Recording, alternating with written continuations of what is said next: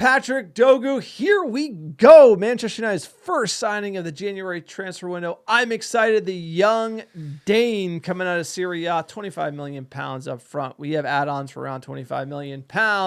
United get a left back. Can he stay fit? He must stay fit. He's got to challenge Luke Shaw. And then finally, Manchester United filling a hole in our squad. Needed to in January. I'm glad we're delivering.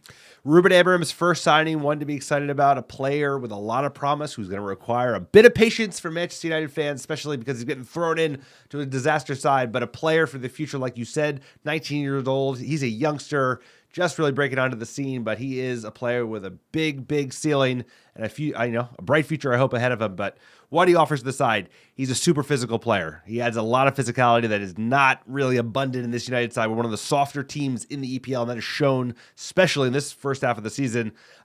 He's very fast. He's an excellent carrier of the ball, so he can move the ball up the pitch, which we've also had problems with this season. He's very good with aerial duels. He's also versatile. He can play on the left side. He can play on the right side. He's played in the back three. He's played up on a right wing because he has an explosive pace. At the same time, he can sometimes be a liability defensively. He's not as astute as you would hope for a player of his, he's getting thrown into the left wing back position in Manchester United. So there's going to be a big ask, especially in the EPL. He will get some cover from that back three, like I said, and maybe Ugarte sliding in to help him out. But a little bit more than I'd want to pay, but he is a player with, I think, the physicality is going to be a huge bonus for this team, for the side. And I think he'll feature right away, sir. Right away. And like you said, Luke Shaw is already back from the dead, and I don't think that's a coincidence. He knows that, somebody's got him for that job, and I think it's his to lose at the moment. Luke Shaw's always turning up when there's competition for his position. We need it, and he can play left side center back, so a lot of flexibility there with Luke Shaw playing left wing back, or then maybe bringing this kid on, moving him to left center back. Tons of optionality on the left-hand side of the pitch. We have not had that. We have not had anyone play on the left-hand side of the pitch. We've been playing Delo, they're out of position. Mazraoui, they're out of position. Malacia is kind of more of the way we're going here with this young signing. But sort of my question is, Alvaro Fernandez, we have a buyback clause on the kid. It's much cheaper than the Dorgu deal. Why don't we go for that one? It seems like a similar punt. If you brought back an Alvaro Fernandez, he'd be cheaper. Look, I'm excited for Dorgu, but at the end of the day, this is just a stopgap signing to get to where we need to go. We can't expect this kid to be the finished article who's going to start at Manchester United this season or even next season. He's a youngster.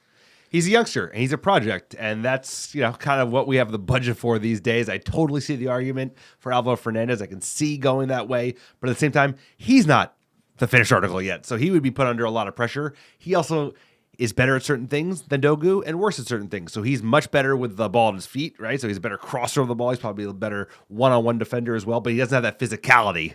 And that physicality is a huge asset in the EPL, especially because we're a soft side now. Bunch of weaklings, sir. So I think that is why they went, what the fuck do I know? I'm just a Muppet why they went for Dorgu. But at the same time, my kind of Muppet, prediction in the future is I think we sign both players. Obviously Dorgu's coming in, but we're going to have to replace Malacia, of course, and Luke Shaw, because Luke Shaw is not a going concern. He is a fucking issue. We can't sell Luke Shaw, though. You're going to do Rashford. We'll push him out over time slowly. What I'm saying is we're going to need new left backs, left wing backs, so I think we'll sign Alvaro Fernandez at some point, but they're just going to let him just breed it out a little bit more in the Portuguese league, and they'll come back also for £16 million, but a little bit better. But looking at Dorgu's Football Reference versus fullbacks over the last year, non-penalty goals, 96th percentile. He's scoring, taking lots of shots, sir. So he's involved in the attack. He has tons of progressive carries, 82nd. Like I said, great carrier of the ball. That's literally touches in the penalty box, right? So he fits that wing back role, right? That's ultimately what Amorim is looking at these stats. Fernandez, not so much. That's sort of where you're seeing the traditional left back, more defensively focused. This kid is going to be all over the attack. Look at his defensive stats. Not great. Tons of aerials, He's good at that. But his tackles, blocks, clearances. But this goes to the point where he's not back there, right? He's much farther up the pitch. This is what Amorim wants. This is why this is the profile. This is why Amorim is looking for this kid. Look, it's a lot of money for me. I'd like to see this like a 20 million pound cap. Like this is a 20 million, 18 million, 18 plus 19 3.5. It's like Brighton this get is him not for a 18 30 million. No, but that's United tax. This is I think. not a 30 million, and it's like we overpaid by 10, but I think we overpaid 19. by. It's 29. 29. Apparently, the 4. He's actually 20 years old. I misspoke. He's not 19, but still a young player with a lot of time to develop. But like you said, I agree.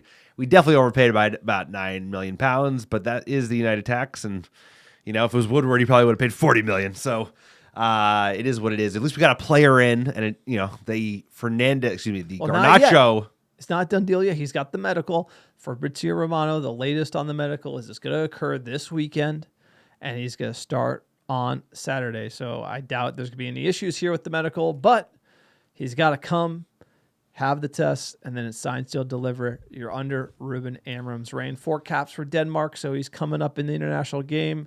Like he says, featured in Serie A. Maybe help Hoyland. Hoyland needs it. By the way, we're due for a good transfer. Like we've been eating so many L's in the transfer market. We're due for just like a kid who we buy for cheap just to turn into an all-star. So like we are. I hope this is the Alphonso Davies, like next to Alphonso Davies, just like absolute baller. Like just one of them's got to hit. Somebody. We're buying lottery tickets like at the 7-Eleven. Like, come on, like we got to hit one of them. And so Garnacho, he's hitting because we've been eating so much crow in the transfer market. But let us know what you think about the Patrick Dorgu signing. Is he going to make an impact instantly? Should we have gone with Alvaro Fernandez? Like, comment, subscribe to the video. Only 30% of our viewers actually subscribe. It goes a long way to support our channel. Help get found by other Muppets just like yourself. And we'll check you in the next Manchester United video.